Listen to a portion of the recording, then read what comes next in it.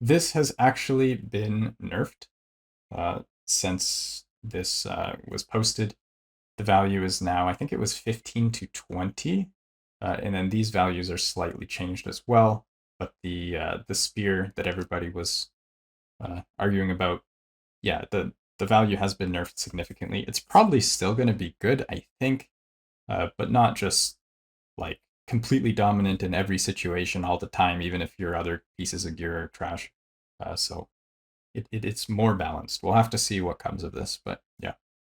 Then we have Horn of the Bone Wisp. We have plus 3/4 to int skills. So this is just general int skills on the wand slot. That's pretty good. If you do need a lot of levels, that's a lot of them. Now you have int on the wand slot. This is something that you didn't really get before.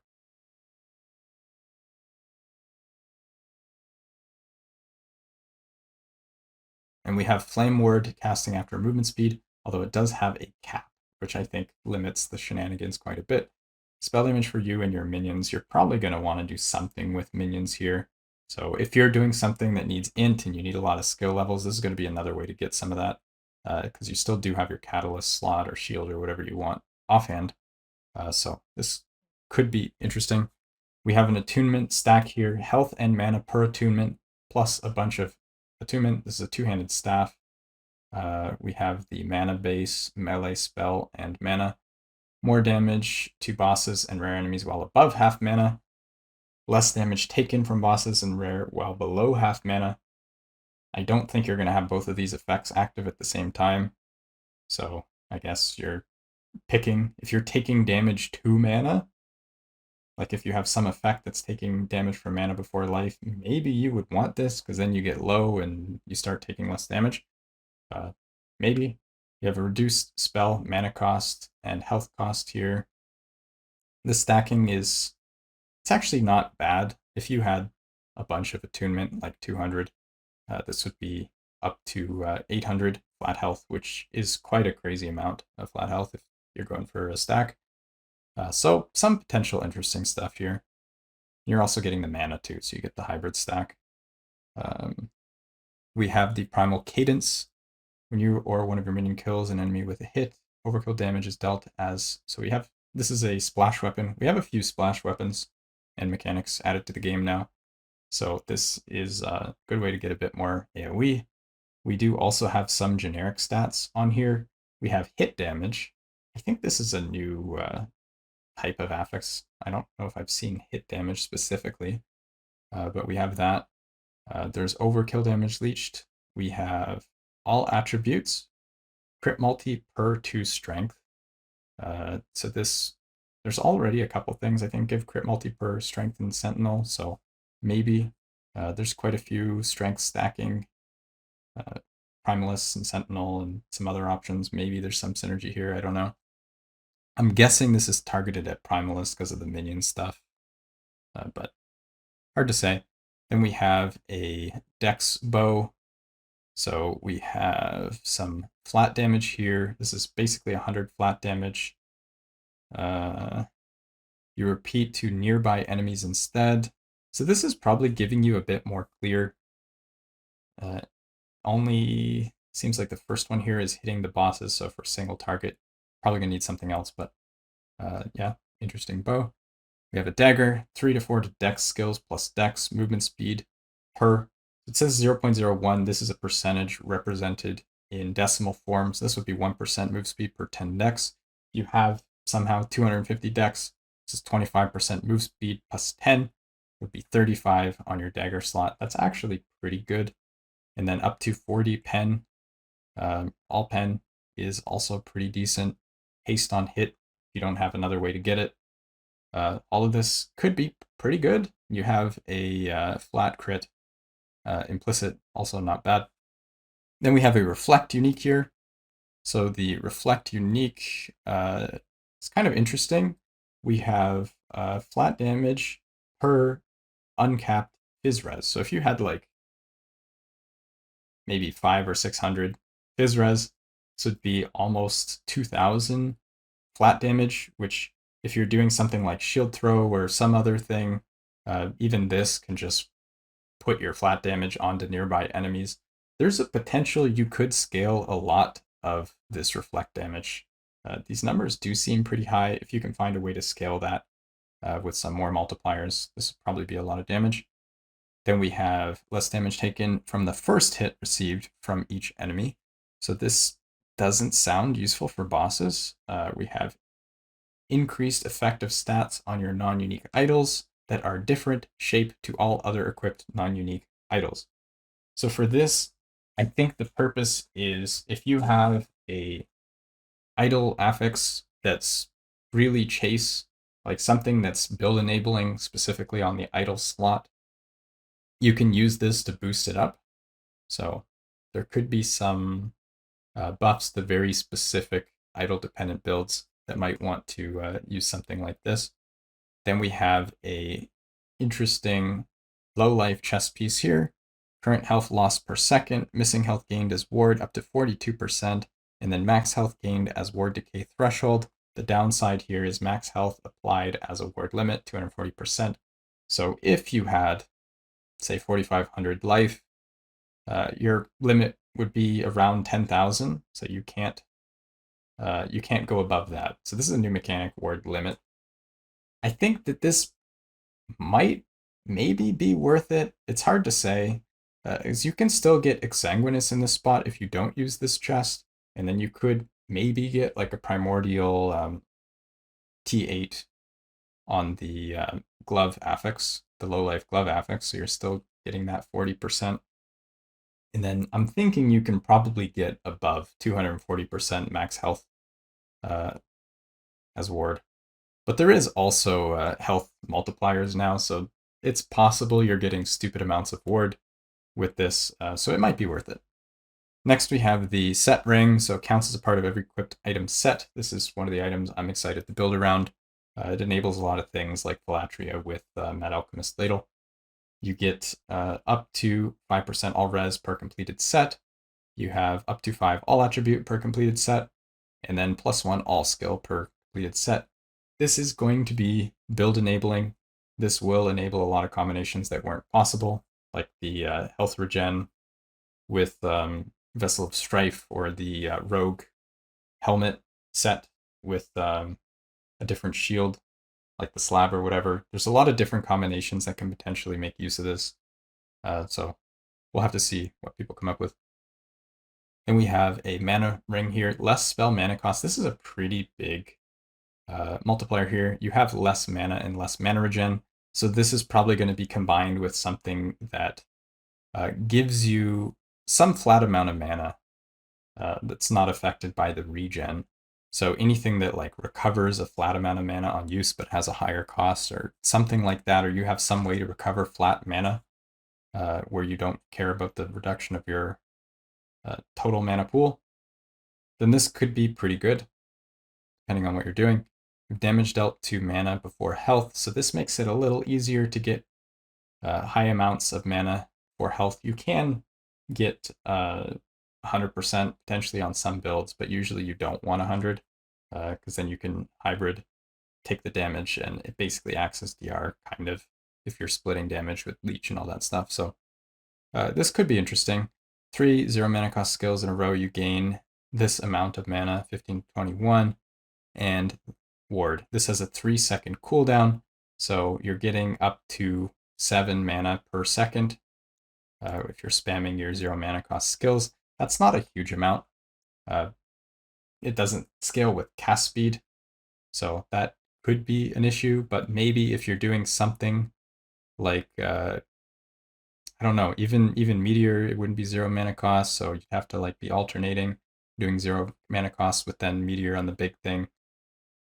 There's probably something here that would work well with that, but to be determined. Then we have the Whetstone Gamble. We have fire and physical skills. If you have an exalted weapon in your offhand, its stats have 100% increased effectiveness. This is basically giving you a 2-hand as your offhand, so this could be pretty good depending on what stats you're going for. This is kind of like a mini of this thing, Harmony of the First. It's like a mini one of these. You have your one hand and then you're basically doubling it.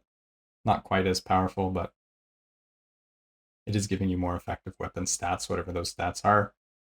And there's a lot of potential stats you could have that could be interesting. And then you have all attribute, you have armor mitigation for dot. So kind of tanky here as well with the armor theme. Then we have Mask of Indifference. You're immune to basically everything. Reduce bonus damage taken from crits, damage reflected, and then armor endurance threshold. This one is not super exciting to me. It feels like some sort of leveling an alt weapon or helmet. You just throw it on and you have crit mitigation. There's probably something here that's interesting, maybe the reflect with some sort of reflect build, but you already have a different reflect primordial, so I don't know. You have Frenzy. You do not regenerate mana, current health loss per second, then you're gaining flat mana on hit. This also has a cap up to 4 times. That's a little bit unfortunate. When these things have caps, you can't regen the mana, so this and other things like this is how you're getting your mana. Then you have Frenzy effect. So this works out to something like 40% increased attack speed from the Frenzy and effect. So not huge, not as exciting, at least to me, as some of the other ones. We have plus 3 to 4 2 strength skills on a shield. So that's kind of new to shields. You don't normally get that kind of bonus on them. You have movement skills. You attack 3 nearby enemies with vengeance. This is a sentinel targeted shield. Block chance while repairing to riposte. And then area. So cool stuff. We have minion skills. You're buffing, you're giving more damage to yourself and your highest level minion. So this could be good for minion stacking, although we have a lot of competition for minion primordials right now. And you have a bit of ward and endurance threshold. Then we have explodey gloves. Or sorry, we're not at the explodey ones yet. This is the skill level stats from legendary affixes. Have 50% increase effect. The way this sounds is that it's the slam on the legendary. So if you slam plus 4 skills on a unique, then this would give you an extra 2. I don't think it would consider the skills that are already on the item if it has any. So if it gives like plus 2 all skills, I don't think it would give you a third from this, because it's not a legendary affix. It's part of the legendary. At least that's my interpretation. Then you get some other stats here. Then we have Fangs of the Berserker. So there's a bunch of melee stuff. More melee damage while you have Frenzy. Then you have effective Frenzy per strength. So up to 200% would be quite a bit of attack and cast speed. So this could be interesting. Increase effective Frenzy while dual wielding. Health leech stuff here. The problem is that this is a belt slot, so it is competing with the Doom shenanigans. So that is a little bit rough for that slot. Then we have the Blossom of Immortal Stone. This is Void, Necrotic, Poison taken as physical, and then armor mitigation applies to DOT. So as a tank thing, it also gives increased armor and endurance. Yeah, so as a tank thing, this is really interesting because these are, at least Void specifically, is one of the more scary damages to deal with. Physical is one of the best ones to mitigate because armor has higher effectiveness for physical. So this is essentially, this is DR for these elements, and it's also allowing you to not build these resists. So you don't need Void, Necrotic, or Poison resist, so it frees up quite a bit. And then the other elements, Fire, Cold, and Lightning, you can get with Elemental Resist affixes, which are pretty efficient way to get Elemental Resist. And then after that, all you need is Fizz Res. So if you can just get Elemental Res and Fizz Res, and then you're using this, you have huge DR on Void, Necrotic, Poison. You have your Fizz stacking, DOT. This is like very strong. I could see people wanting to use this in hardcore, assuming they don't want like Orion's Eye or something, but overall it does look pretty cool. Then we have the WILDFIRE Embers. We've already talked about this one. We have the TRUESIGHT Glass. So some crit stuff here. You have a chance to deal deadly strikes, which is an additional 300% crit multi. The problem with this is that it's additive crit multi. So if you're already playing a crit build, you probably have quite a bit. It's not character sheet crit multi. So if you're doing something with that, this wouldn't help you. Then you have a bit more crit multi on the item, some cooldown recovery, and some crit avoid. I really don't like 60 to 100 crit avoid because it's going to be almost impossible to get 100. And that means that you just barely still need crit avoid somewhere else on your build. If you have like 99 crit avoid, you're going to want that tiny bit somewhere else. So yeah, I don't know how I feel about this. The crit chance above 100, it is basically like free damage. Chances are you're not going to have that much crit multi. Even like 500 is a lot of crit multi. So an extra 300 is almost like double damage on that. If you had like 300-ish. So depending on how much multi you get in your build, it's like almost double damage. So not bad. Then we have the Tyrant Skull. We've already seen this. We have the Reliquary Nest. I believe we've already seen this too. So you just have boost on the idols in general. We already have another idol boost thing. So if you're doing something with idols, probably going to be choosing between these. Then we have the Bleed Explodey Gloves. So chance to bleed on hit, and then you're converting your other ailments into bleed. This is pretty interesting. If you have some build that scales really hard with bleed, you're getting a crazy amount of bleed with this potentially, because these affixes, there's going to be different ways to get these affixes. So you may be able to get a lot of a couple of them and then just turn them all into bleed and scale that. So this could be good. You also have the chance to explode here, dealing physical damage to those around it. And then there's some more stuff here, but yeah, explodey sounds pretty cool. I like that. Depending on how it works, this could be pretty strong. We have some more companions, +2 max, ANUROKs, your maximum number of companions, okay. And we have cold res for you and your minions, minion increase area, attack and cast speed and health. And we have the few over here we missed. We have the Army of Skin. This is Flay boots here. Each stack grants Flay and Harvest increased area of effect and 6 melee damage. So there you go. That's not bad. And then you have extra chance for Rip Blood, also with a cap. A lot of these new things do have caps. And then a lot of movement speed. This is actually quite a bit of movement speed and melee attack speed. So we're already seeing 40 on the item with just this. We don't see the roll range. So this could be even higher than 40. But yeah, that's a really good amount of move speed. The LP level is not even that high. You can get 2 LP. Some people probably get 3 LP, but you will get some slams on this. And we have Lightning in a Bottle. Using a potion grants an evade charge. So if you want to do something built around evade, and maybe also potions, you can do that at the same time with this belt. You hit your potion, you do your evade trigger, something like Glacier Helm or whatever, something on evade. And then you also have whatever things happen with potion. You have potions reset some ability, or if you have the affix where traversal cooldowns are reset on potion use, you can combine that, and then you have traversal and evade on potion. So that could be pretty interesting for some very specific combinations. And we have the Executioner's Tithe. We've already talked about this before. Does look pretty cool for the Lich build, and there's some potential for off-meta usage here with the mana stacking and generic crit for a one-hander up to 48% increased mana. Could be some specific builds, not Lich, that do want to use this, but TBD. Then we have Evolution's End. So this is the one you get when you end a lineage. This is the unique. When a hit leaves a boss or champion below 40% health, you summon a Rift Beast for 15 seconds.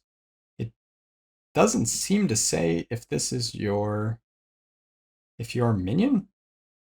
Like, are you summoning an enemy Rift Beast here just to, like, get more loot, maybe?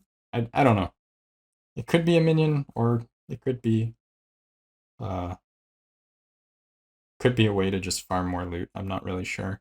And we have pretty interesting stats on this amulet. All attribute, movement speed, and all res.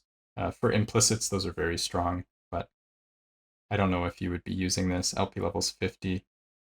Maybe if this is what lets you farm more, you might, I guess, use it as a farming item. But anyway, yeah, it's been a really long video. I'm going to be working on my Lightning Blast guide. It's still alive. Brand of Deception build seems to be still alive. I think Meteor might be good. Even Disintegrate might be good. There's a lot of stuff I need to dig into before I go away on vacation. So yeah, I'm going to jump into that. Anyway, yeah, as always, I will catch you guys in the next one. Peace.